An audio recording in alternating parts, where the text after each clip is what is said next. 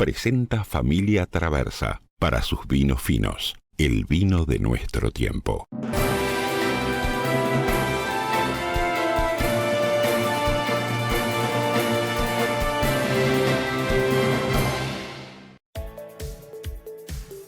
La vicepresidenta de Perú, Dina Boluarte, asumió el mando del país luego de la destitución por incapacidad moral del mandatario Pedro Castillo por parte del Congreso. El legislativo lo apartó del cargo ignorando la decisión del mandatario de disolver el Parlamento y reorganizar el sistema de justicia. Una mujer de 33 años fue asesinada en la zona de Jardines del Hipódromo. Su pareja, un agente de policía de 44 años que reviste el INR, fue detenido como principal sospechoso del crimen. Había denuncias previas de violencia doméstica y por eso le habían quitado su arma de reglamento. El Instituto del Niño y el Adolescente de Uruguay atendió 529 situaciones de explotación sexual de niños y adolescentes en 2022. En el marco del Día contra la Explotación Sexual de Menores, se presentaron cifras del último año que muestran un leve aumento de los casos en comparación con 2021. El gobierno uruguayo negó a la República Islámica de Irán la solicitud del atraque de un barco de guerra de ese país al puerto de Montevideo para el 23 de febrero de 2023. El ministro de Defensa detalló que se trataba de una embarcación del Escuadrón Naval del Ejército que pretendía llegar a Uruguay proveniente de Chile. Con el voto de un edil del Partido Colorado y 20 de curules del Frente Amplio, la Junta Departamental de Canelones aprobó un fideicomiso por 880 millones de pesos. La solicitud de endeudamiento había sido presentada el lunes por el intendente Yamandu Orsi. Señoras y señores, ¿cómo están ustedes? Muy buenas noches. El gusto de saludarlos. Bienvenidos a la edición central de Red Informativa. Nos vamos a ir rápidamente al desarrollo de los principales temas y vamos a comenzar por el panorama regional. Información destacada en esta jornada. El presidente de Perú, Pedro Castillo, fue detenido luego que el Congreso de su país lo destituyera por anunciar horas antes la disolución del Poder Legislativo y la instauración de un gobierno de excepción. Los eventos se precipitaron en estas últimas horas después que el mandatario hiciera el inesperado anuncio que fue calificado como golpe de Estado por representantes de todo el espectro político. El presidente de Perú, Pedro Castillo, fue detenido este miércoles después de que el Congreso de su país lo destituyera, tras anunciar la disolución del Parlamento y la instauración de un gobierno de excepción. La destitución de Castillo por incapacidad moral fue aprobada por 101 votos de un total de 130 congresistas en su tercer intento por sacarlo del poder desde que asumió la presidencia hace 16 meses. Ha sido aprobada la resolución que declara la vacancia de la presidencia de la República por la causal prevista en el inciso 2 del artículo 113 de la Constitución Política del Perú. En un esfuerzo de último minuto por salvarse de la moción de vacancia, Castillo había anunciado la disolución del Congreso pocas horas antes de que el Parlamento se reuniera para debatir su salida. Tras el anuncio de Castillo, el Congreso terminó declarando la vacancia del presidente y decretando que asumiera la presidencia la primera vicepresidenta Dina Boluarte. Según informaron medios locales, Castillo se presentó después ante la prefectura de la policía en Lima, donde fue arrestado. Decenas de manifestantes a favor y en contra del mandatario se concentraban frente al Parlamento desde antes del anuncio, a la espera del debate sobre su destitución. Miembros del gobierno de Castillo, la fiscal general y el presidente del Tribunal Constitucional calificaron de golpe de Estado su anuncio de disolución del Congreso. Además, varios ministros y funcionarios de organismos internacionales anunciaron sus renuncias. El anuncio de Castillo tiene lugar poco más de 30 años después del autogolpe del expresidente Alberto Fujimori, que disolvió el Congreso el 5 de abril de 1992. El Congreso de Perú, dominado por la derecha, tenía programado debatir este miércoles la moción de destitución contra Castillo por permanente incapacidad moral, una figura constitucional que ya desembocó en la salida de dos exmandatarios desde el año 2018. Castillo asumió la presidencia en julio de 2021. Desde entonces ha enfrentado múltiples acusaciones de corrupción y se ha visto obligado a reemplazar su cartera de ministros en varias ocasiones. Bueno, y como les comentábamos, antes de ser destituido, Pedro Castillo anunciaba que disolvía temporalmente el Congreso e instauraba un gobierno de excepción a través de un mensaje en cadena nacional. Informó que convocaría elecciones para el Congreso y así elaborar una nueva constitución. El presidente peruano Pedro Castillo había anunciado este miércoles la disolución del Congreso y la instauración de un gobierno de emergencia en una medida interpretada como un autogolpe por altos funcionarios y analistas políticos. La medida fue anunciada pocas horas antes de que el Parlamento se reuniera para debatir su tercer intento de destituirlo desde que asumió el poder hace 16 meses.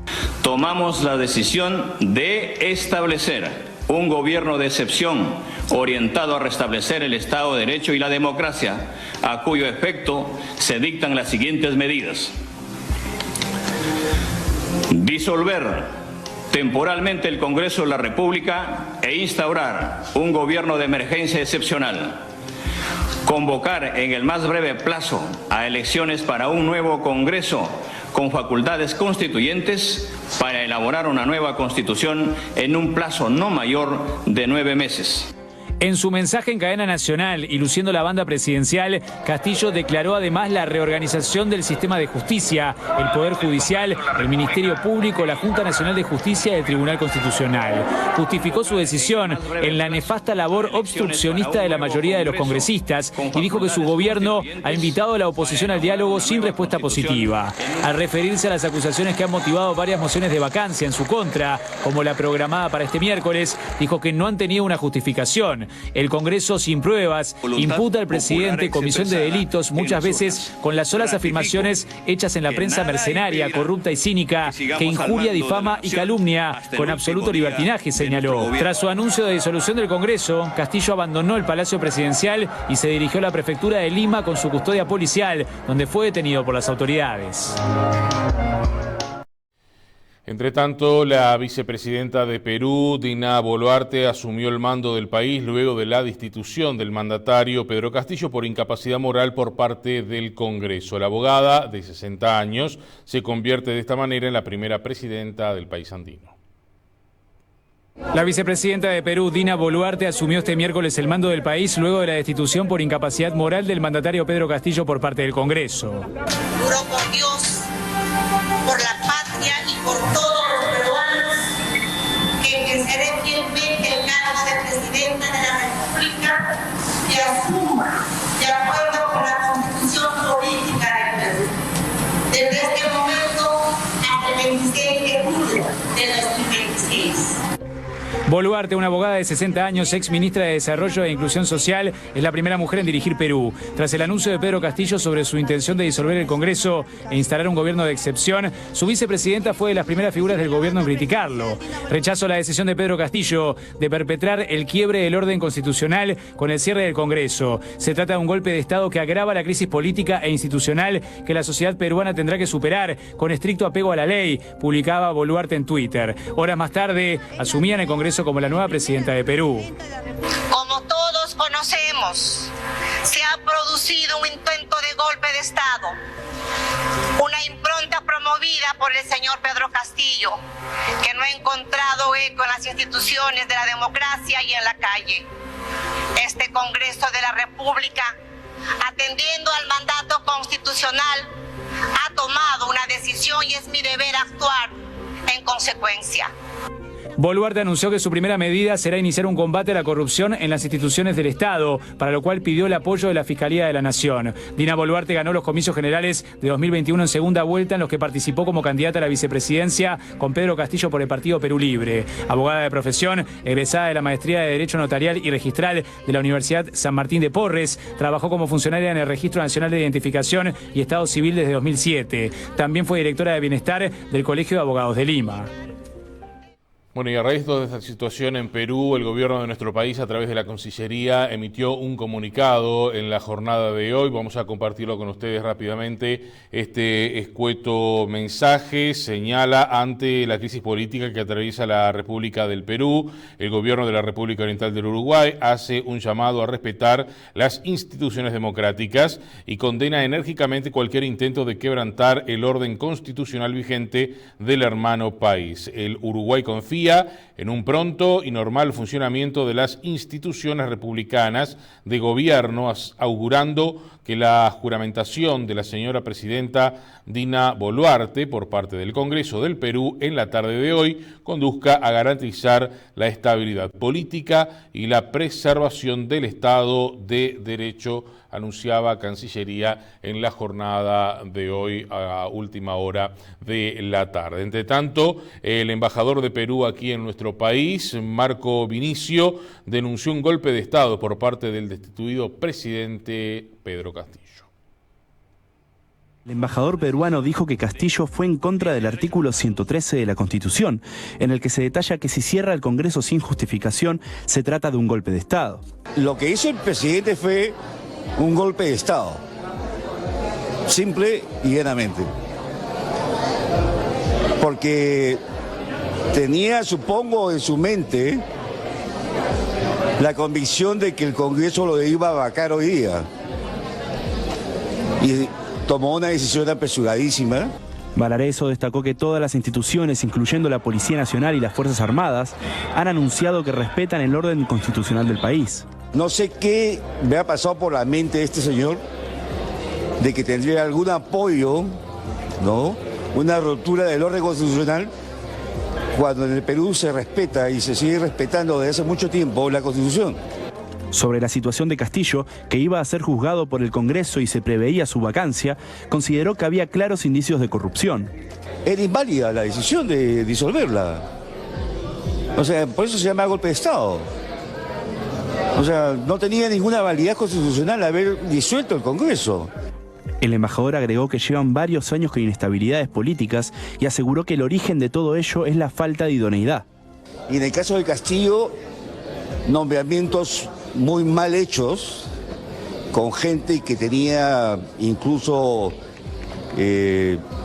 registros negativos, denuncias por distinto tipo.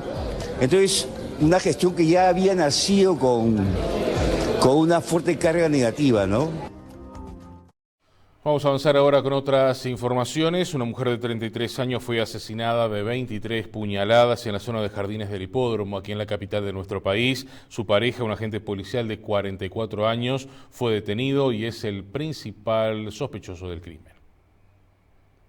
El presunto asesino fue quien avisó y la víctima llegó a ser trasladada a una policlínica donde se constató su fallecimiento. El agente de 44 años dijo que estaba en el baño cuando escuchó ruidos y gritos. Declaró que al salir vio como un hombre que cubría su cara con un pasamontañas apuñalaba a su pareja y huía con unos 40.000 pesos. Pidió ayuda a una vecina para llamar al 911, advirtiéndole que había habido un robo. La vecina declaró después que no escuchó ruidos y la policía no constató desorden ni daños.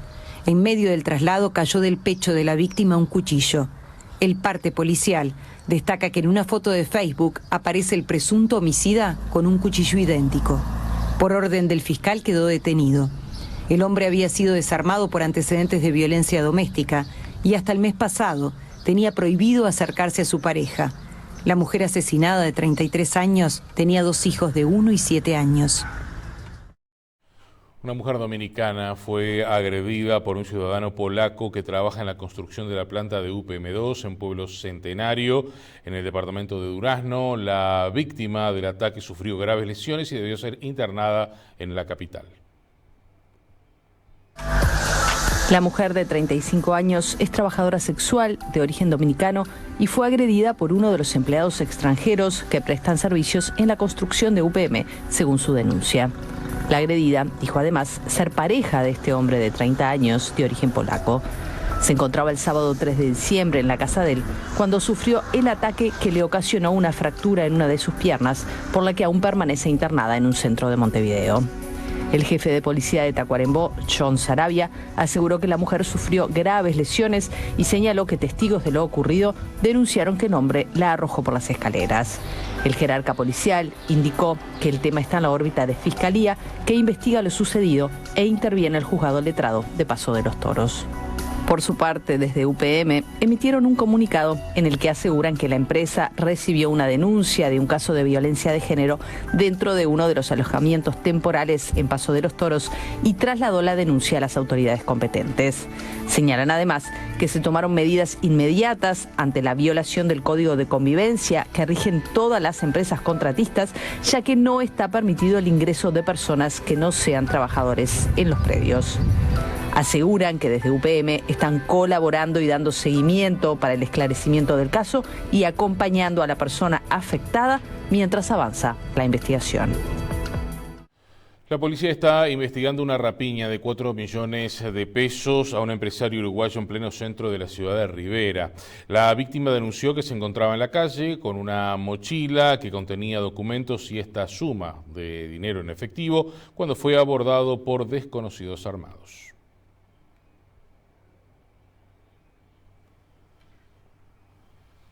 De Rivera, este martes próximo a las 18 horas, momentos en que, según el relato de la víctima, un empresario uruguayo se encontraba en la vía pública con una mochila que contenía documentos de su propiedad y la suma de 4 millones de pesos, que según informó, era parte de una comisión que habría recibido por la venta de algunos inmuebles en el estado de Santa Catarina, en Brasil. En ese momento, la mochila conteniendo el efectivo habría sido despojada de su propietario por 2 desconocidos que llegaron al lugar en una moto y mediante amenazas con arma de fuego se apropiaron del objeto. La policía trabaja en el relevamiento de cámaras en el lugar y recogiendo informaciones con los testigos de la zona para aclarar el hecho. Vamos a avanzar ahora con otras informaciones. Les contamos que en el marco del Día contra la Explotación Sexual de Menores se presentaron cifras aquí en nuestro país que tienen que ver con esta problemática. En el año 2021 se registraron 494 situaciones de explotación sexual en comparación con 529 de este año 2022. En el marco del Día contra la Explotación Sexual de Menores, se presentaron cifras del último año. En lo que va de 2022, aumentaron levemente los casos. Pasó de 494 en 2021 a 529 este año. Por más que esto demuestre una relativa estabilidad, está claro que es la confirmación de un problema. El año pasado decíamos con relación a la cifra anterior que era preocupante, esta es algo mayor, por lo tanto es todavía un poco más preocupante y es la confirmación de que realmente este es un fenómeno que tenemos instalado en la sociedad y que nos obliga a todos a reconocerlo primero, a enfrentarlo y a generar conciencia. El presidente del INAU explicó cuál es la situación de los distintos departamentos del país. Hay departamentos, algunos en la frontera, Artigas, Colonia, Paysandú, por ejemplo, que están un poquito despegados con 40, 45 casos. Llamó la atención de Florida este año, que registró 39 situaciones. Según lo explican los técnicos de CONAPES, esto tendría o podría tener que ver en alguna medida con la circunstancia de que allí es la zona de influencia del emprendimiento de UPM y es una zona de mucho tránsito, asociado precisamente a ese emprendimiento productivo. Ahora, la cifra de Montevideo en todo caso lo que confirma es que hay un subregistro. En Montevideo obviamente hay mucho más que 60 casos de explotación todos los años. Nos vamos a ir ahora a temas políticos que surgen en el Parlamento Nacional. El Frente Amplio pidió en esta jornada la renuncia del director de la Secretaría de Estado de Inteligencia, Álvaro Garcé, luego que la Fiscalía archivara la denuncia por la filtración de información en el Parlamento. El diputado Mariano Tucci dijo que esperan una disculpa o la remoción del jerarca. Cualquier tipo de filtración de información delicada, secreta o reservada es repudiable. El Frente Amplio repudia la filtración de ese tipo de documentación.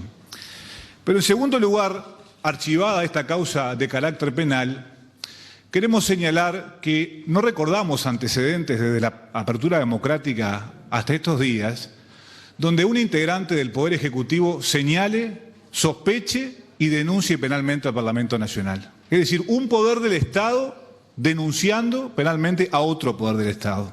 Nosotros consideramos que la gravedad de esta situación que se ha generado en el último mes amerita la consideración por parte del Poder Ejecutivo y en particular del Presidente de la República de pedirle la renuncia al director, doctor Álvaro Garcé. En el marco de su acción destemplada comprometió al Presidente de la República y al Ministro de Defensa Nacional, porque recordemos actuando de buena fe el presidente de la República y supongo yo que asesorado por el propio Garcés, enterado de esta situación, habló de sabotaje a la seguridad pública nacional y el ministro de Defensa Nacional habló de traición a la patria. Por lo tanto, archivada esta causa, mínimamente lo que espera la bancada del Frente Amplio y el Parlamento Nacional es o una disculpa del Poder Ejecutivo o la remoción inmediata de este jerarca.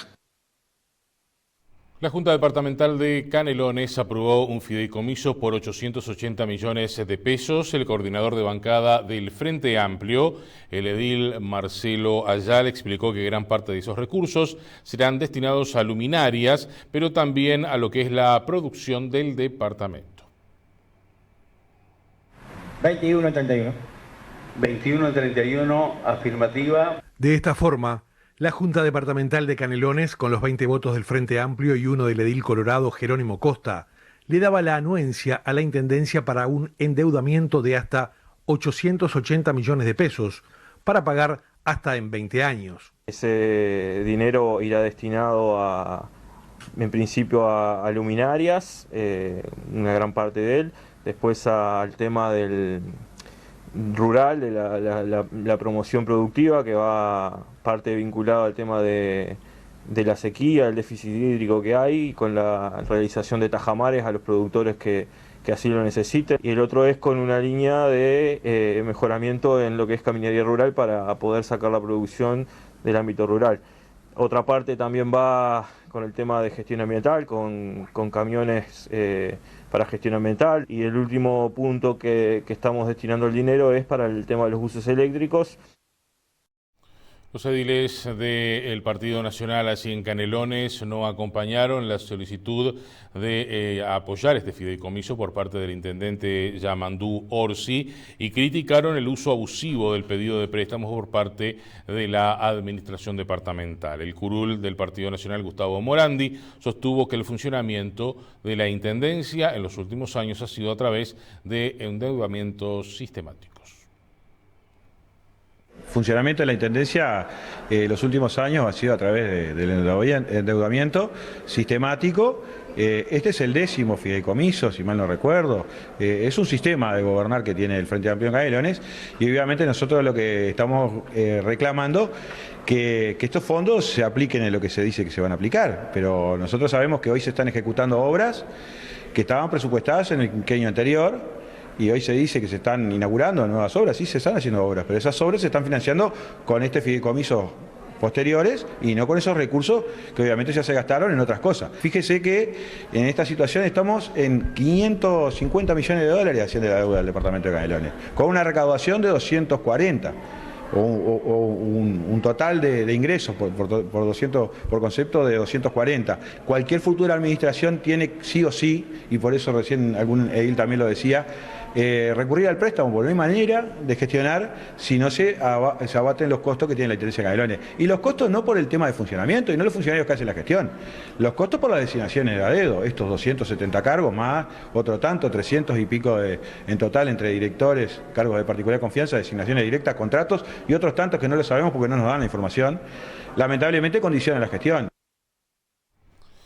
Bueno, y atención a esta información, el Instituto Uruguayo de Meteorología extendió lo que es la advertencia por ola de calor en lo que son los días, se la extendió hasta el día sábado, en principio estaba hasta el día viernes, y también en lo que tiene que ver con el número de departamentos que se ven afectados, ahora lo subió a 12 departamentos. Recordemos que se esperan temperaturas mínimas a lo largo de esta semana que estarán en el orden de los 19 y 21 grados y las máximas entre los 36 y 40 grados.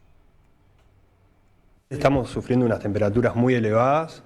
El día de ayer hubieron máximas de 37 grados en Ciudad de Mercedes, Salto, Paysandú. ¿37 grados? Sí, 37 grados de máxima y las mínimas están en torno de 19, 20 grados. Por eso es que emitimos la ola de calor por 3 días consecutivos de temperaturas mínimas entre 19 y 20 grados y máximas entre 34, 35 y algunas zonas, como estamos experimentando, cercanas a 40 grados. ¿Qué zonas? La zona del litoral oeste. El litoral oeste del país están cercanas a 39, 38 y el día viernes pueden llegar a 40 grados. 40 grados. Sí. 3 días. ¿Termina en qué día? El día sábado empezarían a bajar un poco las temperaturas, el día domingo también, y el lunes ya estaría bastante más agradable. ¿Va a llover algo el fin de semana, alguna tormenta?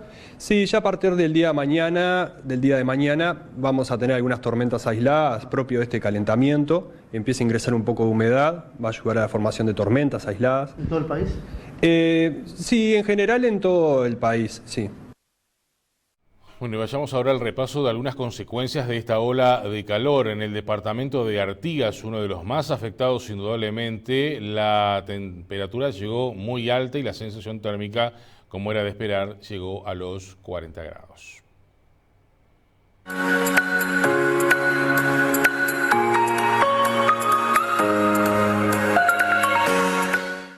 Te vamos a molestar para preguntarte cómo es trabajar con este calor intenso, estar haciendo material.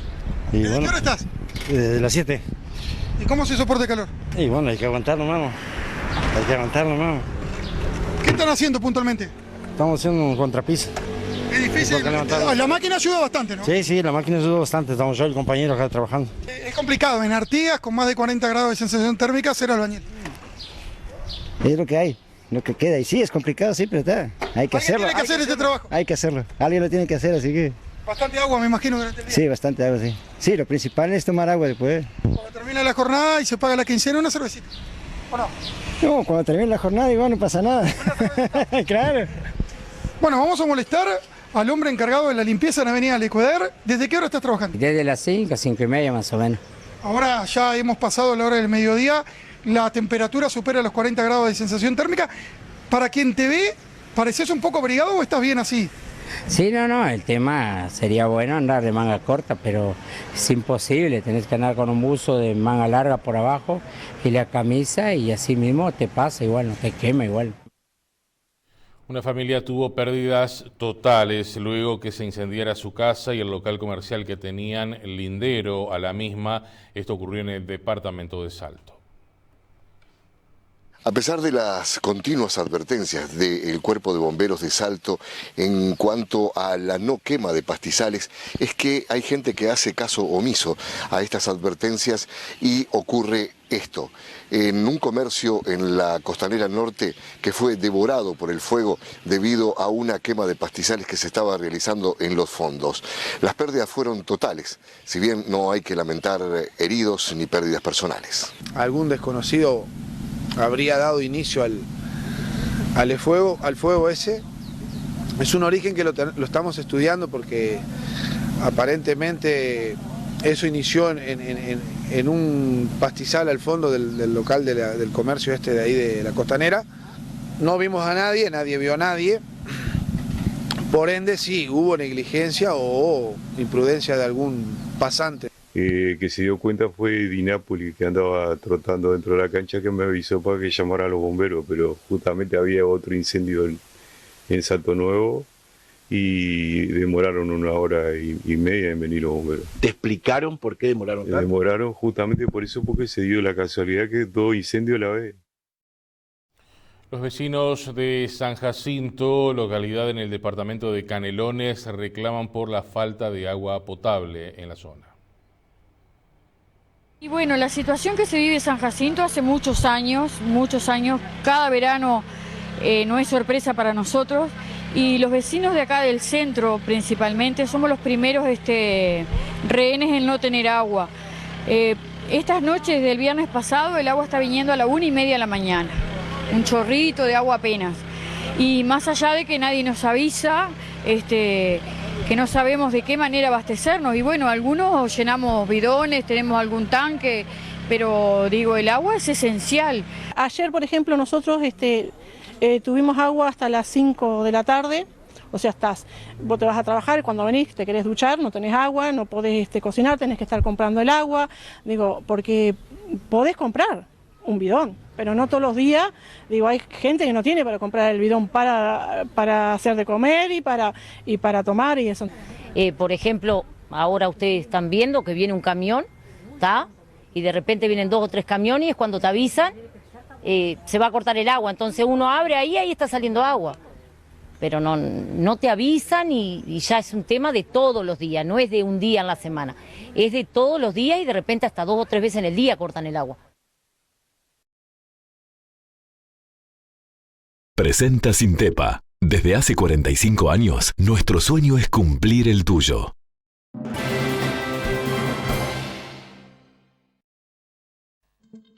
Cotizaciones de cierre de las principales monedas. Dólar 37.85 a la compra, 40.25 a la venta. Euro 38.85, 43.55. Real 6.65, 8.65. Peso argentino 0.05, 0.35. Unidad indexada 5.61.45. Unidad reajustable 1.498,67. Presentó Sintepa. Desde hace 45 años, nuestro sueño es cumplir el tuyo. Señores, vamos a hacer la primera pausa en esta edición central. ¿Se acuerdan el penal que se le cobró a Josema en el Mundial? Bueno, el árbitro que cobró el penal pidió disculpas, dijo que se equivocó este buen muchacho. Vamos a tener en los próximos minutos en el capítulo deportivo la repercusión de este hecho de las últimas horas, lo que viene dejando el Mundial. Estaremos también con temas locales. Uruguay negó el ingreso en el próximo mes de febrero de un buque de guerra iraní. El ministro de Defensa Nacional estuvo hoy en el Parlamento Nacional explicando los motivos de esta resolución. Y el próximo día, lunes, se va a estar inaugurando lo que es el viaducto allí en el puerto de Montevideo. Vendremos con detalles de este tema también. Ya volvemos.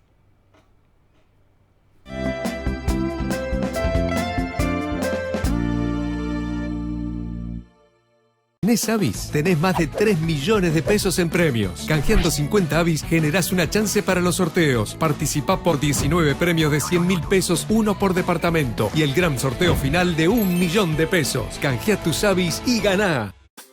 Los hinchas del verano también nos unimos detrás de un mismo equipo y celebramos con la nueva edición limitada de helados con Aprole Sabores de Qatar. Un delicioso helado de crema sabor almendras con un increíble marmolado con caramelo líquido y granizado de almendras. Un sabor que te llevará por un largo viaje de placer. En Uruguay, el sabor del helado es con Aprole. Vinculate con los demás y crea experiencias. Enfrentá el conocimiento con nuevas ideas.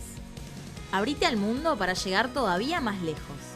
En 2023, empezá tu carrera en una universidad pública, gratuita y en el interior del país.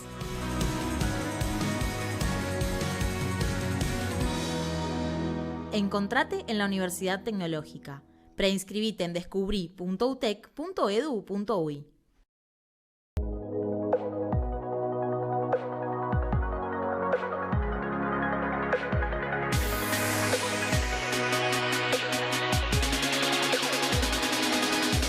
Nueva LG InstaView. Golpea 2 veces para ver dentro.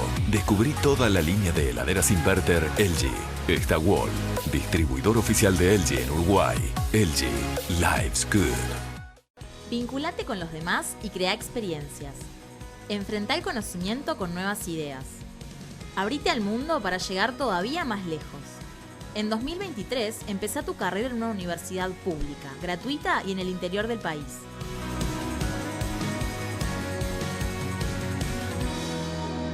Encontrate en la Universidad Tecnológica. Preinscribite en descubrí.utec.edu.uy.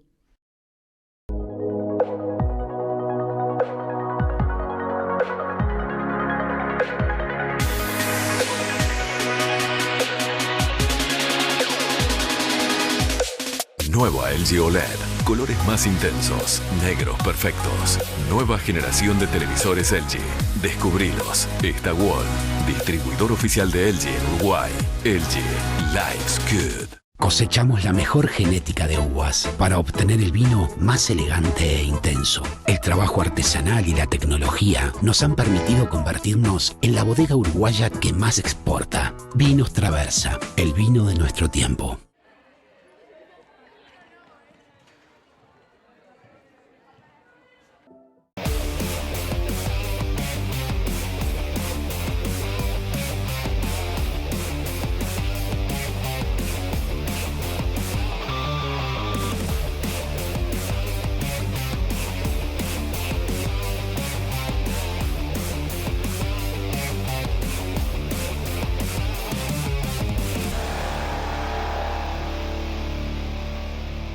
Son miles y miles de personas que volvieron a vivir gracias a los grupos éxito. Yo entre ellas. El éxito de los grupos de adelgazamiento ahora también lo podés lograr por internet. No tenés ni que moverte de tu casa. Ahora no hay excusas. Adelgazaronline.com. Conaprole presenta una promo para sacarle jugo, porque ahora todos los jugos Conaprole tienen un precio súper promocional. Disfruta los refrescantes jugos Conaprole de 1 litro a solo 89 pesos y los de 250 mililitros a solo 33 pesos. Con Conaprole, sacale jugo a esta promo.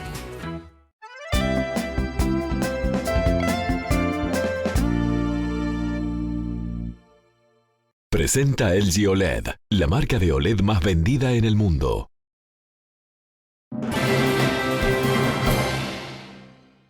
Les comentábamos antes de la pausa, el árbitro iraní que cobró mal el penal ante Portugal, que determinó un resultado de 2-0 en el último minuto del encuentro, algo que reconoció la propia FIFA, pidió disculpas por su desempeño. La FIFA ya lo sacó para lo que resta de este campeonato del mundo. Previo a dejar precisamente el evento, el árbitro escribió un mensaje a través de las redes sociales.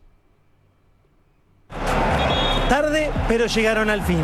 El árbitro iraní, Alireza Fagani, quien le pitara el penal inexistente a Josema Jiménez ante Portugal, pidió disculpas públicas en sus redes sociales. El juez iraní dijo: saludos y voluntades. El último día de mi presencia en el Mundial de Qatar. Antes de decir nada, me disculpo por no poder hacer que sucedan cosas buenas para el arbitraje de Irán como la última vez. Dado el estado del país en los últimos días, he intentado centrarme en los partidos, pero desafortunadamente las cosas no han salido como debían. Pero todo final es un nuevo comienzo. Siempre ten un buen final. Si no está bien, no es el final. Así que sigue adelante. Así se despidió Alireza Fagani de la Copa del Mundo de Qatar 2022. Bueno, y restan 8 partidos para finalizar lo que es el campeonato del mundo, y para la FIFA estos son los 10 mejores goles hasta este momento. 10, Cody Gakpo, el jugador de Países Bajos ante Ecuador. En el 9, Marcus Rashford de tiro libre. El 1-0 de Inglaterra ante Gales. En el 8, Gonzalo Ramos. El 1-0 de Portugal ante Suiza. En el 7, Kylian Mbappé. Fue el 3-0 de Francia ante Polonia. El goleador del Mundial hasta el momento, Kylian Mbappé, que lleva 5 goles. En el 6, Enzo Fernández. El 2-0 de Argentina ante México. En el número 5, Luis Chávez. Gran tiro libre para México ante Arabia Saudita. El 2-0 de los mexicanos. En el 4, Dani Olmo. El primer gol de España contra Costa Rica. En el número 3, Salem Al-Dawsari. Este gol fue el 2-1 de Arabia Saudita ante Argentina. Richarlison se quedó con el 2, con el golazo de Brasil ante Corea. Este fue el 3-0 del equipo norteño, en donde participaron casi todos de la mitad de cancha hacia arriba, y el mejor gol hasta el momento también es para Richarlison, la tijereta de Brasil ante Serbia. Este fue el 1-0 de los norteños ante los europeos. Bueno, ¿y qué está pasando con los jugadores uruguayos? El director técnico de Vélez, el cacique Alexander Medina, habló de la situación de Diego Godín, el capitán de nuestra selección. Dijo el cacique que hay expectativa en el club para que pueda continuar en la institución. Bueno, con el tema de Godín, obviamente que él tiene contrato con Vélez. Nuestra expectativa es que él continúe en la institución.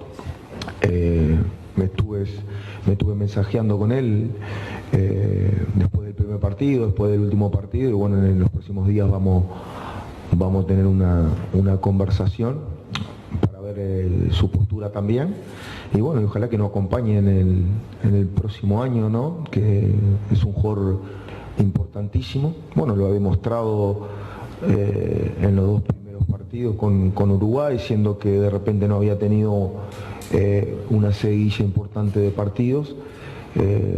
Lo hizo muy bien. Y bueno, con respecto a Uruguay, el último partido dentro de todo me gustó lo que vi. En los otros 2 obviamente quedamos un poco en el debe en lo futbolístico y obviamente en el resultado, y por eso creo que esos 2 partidos nos termina dejando afuera de octavos de final. Y tras la eliminación en la Copa del Mundo, muchos jugadores celestes están disfrutando de sus vacaciones junto a sus familias. Eliminados de la Copa del Mundo, los celestes tomaron diferentes caminos. La existencia de las redes sociales son fundamentales para conocer el destino de los futbolistas uruguayos. Varios de ellos eligieron volver a Uruguay para reencontrarse con su familia y aprovechar sus días libres. Entre ellos, Lucas Torreira, que compartió en sus historias de Instagram un almuerzo familiar en Freiventos. Por el lado de Maximiliano Gómez, disfruta en Paysandú. Pasó por un cambio de look y también por el campo. Cavani compartió una historia con el mensaje en casa, pero la ubicación dice que está en Valencia. Otro que también optó por España fue Nicolás de la Cruz y su familia, quienes aprovecharon y pasaron por Chalito, el restaurante de Luis Suárez. El futbolista de River Plate le agradeció en Instagram. ¿Habrá sido canje? El que prefirió sol, playa y arena fue Georgian de Rascaeta, quien compartió un momento de buceo y snorkel con la compañía de su novia.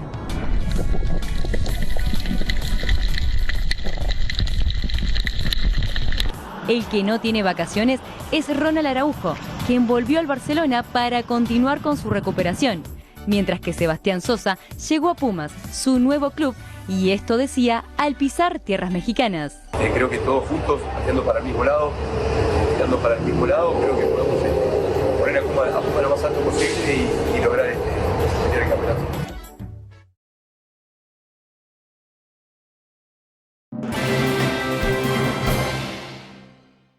Vamos a retomar por un momento el panorama internacional. En Alemania detuvieron a 25 personas vinculadas a un grupo de ultraderecha sospechosa de planear un ataque contra el Parlamento.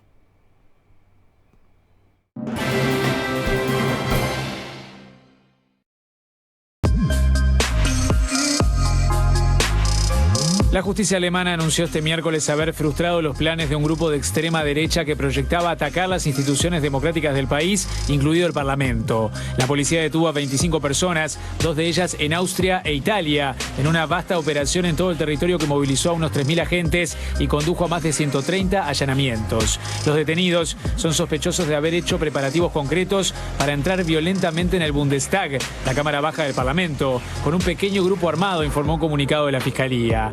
Sospechamos que estaba previsto un ataque armado contra los órganos constitucionales, indicó el ministro de Justicia, Marco Buschmann, en un mensaje en el que se refirió a una amplia operación antiterrorista. Según los medios alemanes, se trata de la mayor operación policial de este tipo jamás realizada en el país europeo. Además de los arrestos, otras 27 personas se encuentran investigadas por sospechas de pertenecer a esta célula criminal, indicó la Fiscalía. Las autoridades alemanas han clasificado en los últimos años la violencia de extrema derecha como la principal amenaza al orden público por encima del yihadismo. En la primavera boreal, las autoridades habían desmantelado otro grupo similar, sospechoso de planear atentados en el país y de proyectar el secuestro del ministro de Sanidad, que implementó las medidas de restricción anti-COVID.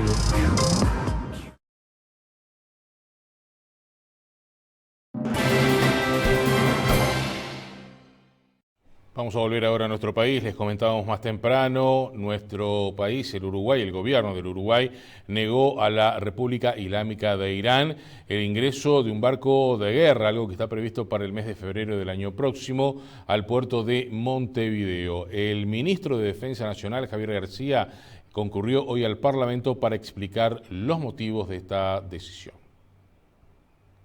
Las autoridades nacionales consideraron que hace pocas semanas la justicia argentina solicitó la captura internacional del vicepresidente de Asuntos Económicos de Irán, sindicado como eventual autor intelectual del atentado a la AMIA.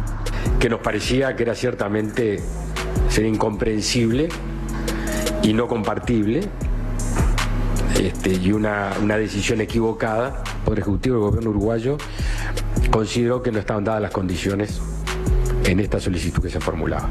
Al mismo tiempo, el gobierno consideró, según dijo el ministro, el impacto de la violencia institucional contra las mujeres en Irán. Todo eso conformaban esas circunstancias de que no estaban, que la Cancillería tradujo en que no están dadas las condiciones para aceptar la venida y el atraque al puerto Montevideo de una embarcación de guerra de aquel país. El ministro no desarrolló los motivos de la Armada iraní para solicitar el atraque.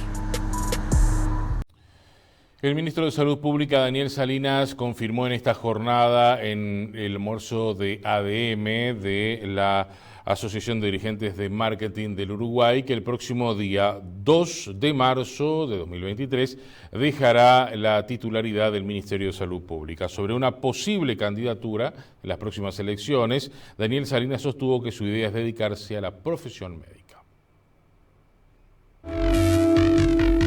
Estoy condenado al COVID, yo, ¿eh? No, es oportuna la pregunta, pero realmente voy a ser el ministro COVID, no hay vuelta a eso. Así respondió Salinas en tono de broma este miércoles cuando le hicieron preguntas sobre el curso de la enfermedad en la actualidad al finalizar su exposición en ADM. Respecto a su rol como ministro, señaló. Tiene fecha de caducidad el 2 de marzo.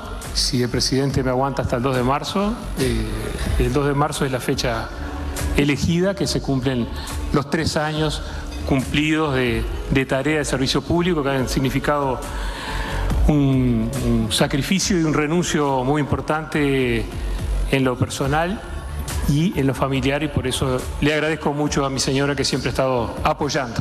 Le preguntaron por quién lo sucedería, refiriéndose a Karina Rando, directora general de coordinación del ministerio y también perteneciente a Cabildo Abierto. ¿Está en la mesa principal la futura ministra de Salud Pública? Eso hay que preguntárselo al presidente y al general Manini Ríos, soy senador. Ministro, en principio sí. Respecto a su futuro, yo me voy a dedicar a la medicina, a mi profesión. Yo quiero mi profesión, quiero volver a la profesión. Como ponen en LinkedIn, open to work a partir del 1 de abril. Preciso trabajar, no voy a volver a una actividad privada personal, sino a una tarea dependiente en el ámbito privado. Así que creo que tengo chance de conseguir trabajo. Consultado sobre una posible candidatura para las próximas elecciones, respondió. La idea mía es dedicarme a la profesión. O sea, profesión médica. Capaz que sí hay que dar alguna mano, pero no desde el punto de vista candidato, en todo lo posible, zafar de eso. Se lo digo a Manini porque está acá presente, pero en todo lo posible voy a tratar de zafar de eso. Y también es un compromiso con mi señora también. En el marco del aumento de los casos de COVID-19 de la última semana, el Ministerio de Salud Pública emitió un comunicado en el que recuerda que sigue vigente el uso de tapabocas en algunos ámbitos. La resolución sobre el uso obligatorio y recomendado del tapabocas en diferentes circunstancias es de junio de 2022 y continúa vigente. En el contexto actual de incremento de casos, desde el Ministerio de Salud Pública se recuerda así que el tapabocas debe usarse de forma obligatoria en los centros asistenciales para todo el público, en los residenciales de ancianos u otros centros de atención de personas en situación de dependencia. Y además, en todos los casos en que una persona presente síntomas respiratorios y comparta espacio con otros mientras dure la sintomatología o hasta que tenga un diagnóstico. Por otra parte, sigue estando recomendado el uso del tapabocas en el transporte público, los espacios cerrados, por parte de personas que manipulen alimentos y aquellos que tengan a su cuidado personas sin vacunar contra el COVID-19. Se recomienda además darse las dosis de refuerzo a aquellas personas que les corresponda y no lo hayan hecho. El próximo día lunes, el Ministerio de Transporte y Obras Públicas va a inaugurar las obras de la Rambla Portuaria, que incluye, recordemos, un viaducto de 1.800 metros.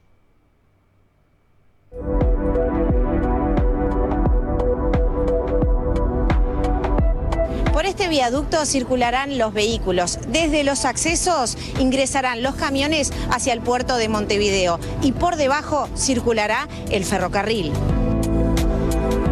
En junio de 2019 comenzaron las obras para la realización de un nuevo viaducto en la Rambla Portuaria de Montevideo. Es una obra que nace como buscando una solución a todo lo que es la readecuación de los accesos del puerto, los accesos norte, y a resolver un nudo importante de tráfico que había.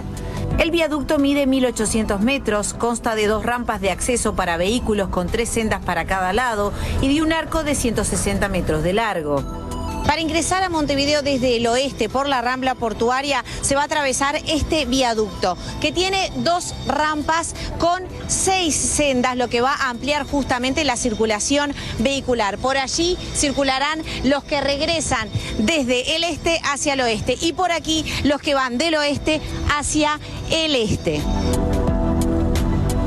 El ingreso de los camiones al puerto de Montevideo será por la zona derecha, digamos, de lo que es el viaducto. Lo que ustedes están viendo ahora es 2,5 hectáreas de terreno que se le ganaron al mar. Se construyó ¿para qué? Para que los camiones puedan circular internamente por el puerto de Montevideo y así no entorpecer la circulación de vehículos por el viaducto.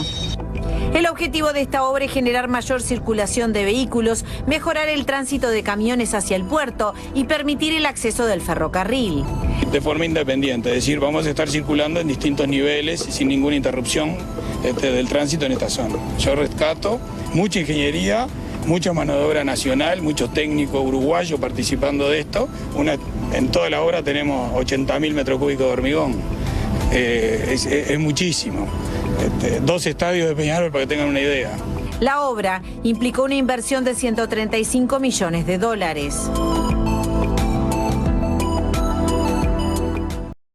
Hacemos la última pausa, venimos en